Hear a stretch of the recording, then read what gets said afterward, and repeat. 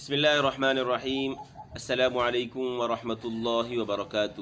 امید کرتا ہوں ناظرین اکرام خیر عافیت سے ہوں گے۔ حفظ کی کلاس کے حوالے سے ایک بات یہ بھی ہے کہ بچے کو، طالب علم کو سبق کتنا دینا چاہیے۔ تو ہر بچے کو سبق اس کی صلاحیت کے مطابق دینا چاہیے، نہ اتنا کم سبق دے کہ وہ بچہ فی الفور یاد کر کے آ جائے اور پھر اپنے آپ کو فارغ سمجھے، اور نہ اتنا زیادہ سبق دیا جائے کہ وہ سبق اس پر بوجھ بن جائے اور پھر اس کے لیے وہ مشقت بنے، آگے جا کر اس طالب علم کے لیے بھی وہ سبق پریشانی کا باعث بنے اور اس کے استاذ کے لیے بھی وہ پریشانی کا باعث بن جائے۔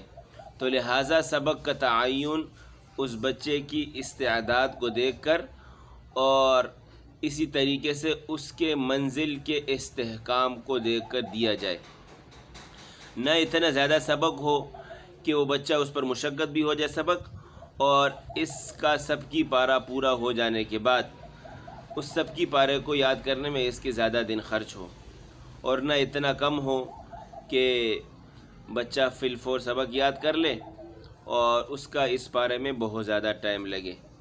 تو درمیانی رفتار دے کر آپ اس بچے کو سبق دیں تاکہ سب کی پارہ بھی اس کو یاد ہو اور منزل میں یہ پارہ اس کا مستحکم رہے۔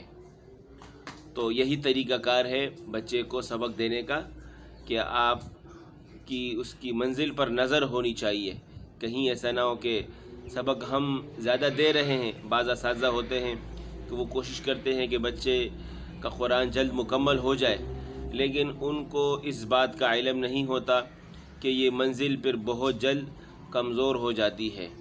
تو لہٰذا آپ سے گزارش ہے کہ آپ اپنے بچوں کو درمیانی رفتار سے سبق دیں جتنا وہ یاد کر سکے، اور خوش دلی سے اس سبق کو یاد کر سکے، اور نہ اتنا کم دے کہ وہ بچہ اپنے آپ کو فارغ سمجھے فی الفور سبق یاد کر لینے کے بعد۔ اسی سے متعلق آپ کے ذہن میں کوئی بھی سوال ہو بچے کو سبق دینے کے حوالے سے، منزل سبکی کے حوالے سے، یا اس کے علاوہ، تو آپ کمنٹ میں مجھے ضرور بتائیں، مجھ سے پوچھیں، انشاءاللہ میں اس کا حل آپ کے سامنے پیش کروں گا۔ اسی کے ساتھ میں اجازت چاہتا ہوں، اپنا خیال رکھیے گا۔ السلام علیکم ورحمۃ اللہ وبرکاتہ۔